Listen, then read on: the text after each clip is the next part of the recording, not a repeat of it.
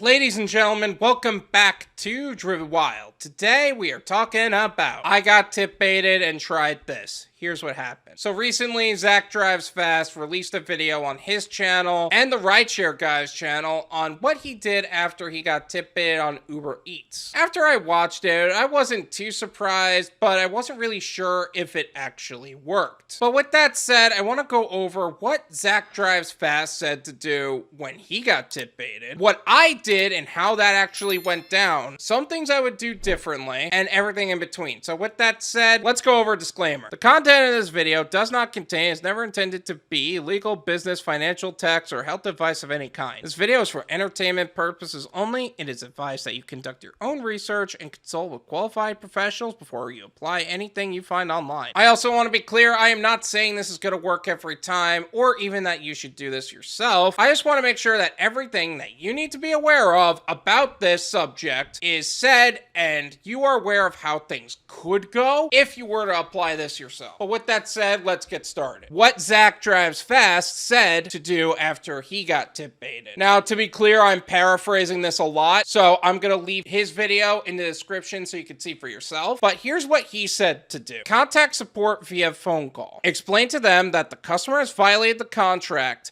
and you want to be paid what you are owed. Let support spew his stupid line, how you are not obligated to a tip, and if you don't like it, too bad. Ask for a manager or supervisor. Yes, you do need to be a Karen about this. Explain again how the customer has violated the contract, and you will get the disclosed amount upon acceptance. Again, I paraphrased that a lot. You might want to check his video in case there's some miscommunication there. Now, here's what I did and how that went down. Not too long ago, I got tip baited, and it ended up so bad that it ended up messing up the dollars to mile ratio. So I decided to give this a try. I contacted the support and explained the situation. Now, to be clear, I did not use the phrase the customer violated the contract, but I explained the situation to where I made it very clear that I didn't do anything wrong and I wanted to be paid what I was owed. They didn't give me the line that Zach Drives Fast was talking about, at least not right away. No, instead, they put me through transfer loops. This is where they literally transfer you to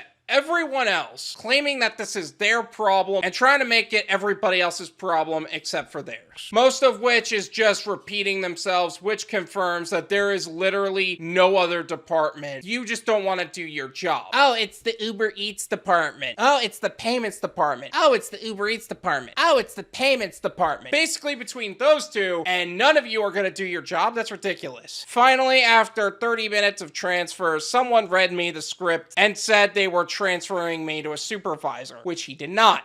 He lied. He transferred me to another person in another department, which put me through another transfer loop, which finally, after 15 minutes worth of transfers, I finally get to a supervisor, and she provides me with a $10 pay increase, which is more than what they claimed it was. She apologized for the inconvenience, wished me a great day. So overall, it ended up working out in my favor, but it took 53 minutes to get to that point. So some things I would do differently. First, I would use the term Zach Drives Fast told us about. The customer violated the contract. Terms like this are very legalistic and often lead to a more authoritative and more potentially understanding support agent who won't send you through the perpetual transfer hell. And honestly, I think that we all don't need to go through that. After all, according to federal law, and again, this is very legalistic, according to federal law, once you receive a tip, that tip becomes your property. And yes, I know, we're independent contractors. We don't have the same rights as an employee. But this would apply to people in business for themselves, as an employee, as an independent contractor, anybody. If you receive a tip, that's your property. The fact that tip baiting is allowed on the platform at all, it honestly feels very illegal. Second, I would make more of a point to screenshot the address and document the customer as a no-go. It is irresponsible to work with any customer that chooses to tip bait under any circumstances. But Joe, what if you deserve to get tip baited?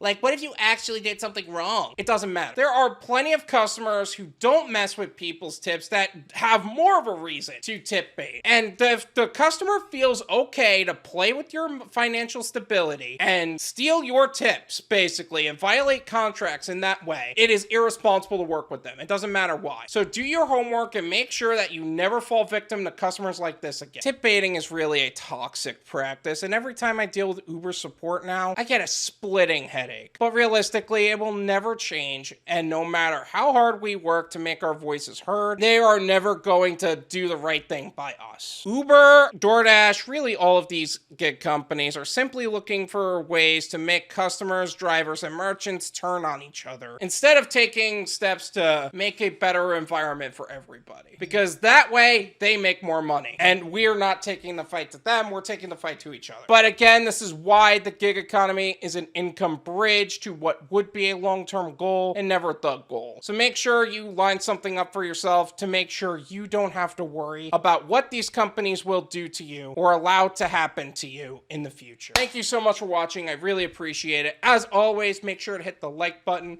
subscribe if you're new, and I'll see you guys next time. Peace!